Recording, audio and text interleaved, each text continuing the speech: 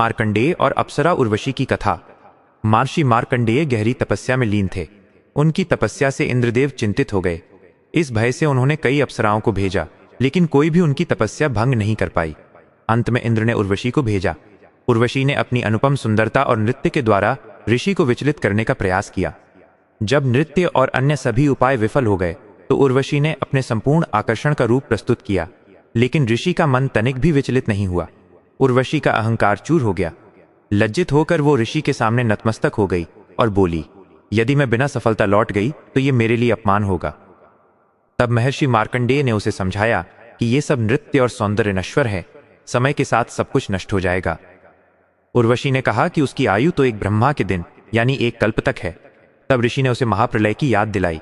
इस प्रश्न का उत्तर उर्वशी के पास नहीं था। इसके बाद ऋषि ने देवेंद्र का स्मरण किया। इंद्र तत्काल वहां प्रकट हुए और ऋषि की तपस्या की प्रशंसा की। उन्होंने महर्षि को स्वर्ग का अधिपति बनने का प्रस्ताव दिया। इस पर मार्कंडेय हंसते हुए बोले, मुझे स्वर्ग के सिंहासन की आवश्यकता नहीं है, क्योंकि मेरे साथ स्वयं महादेव की कृपा है।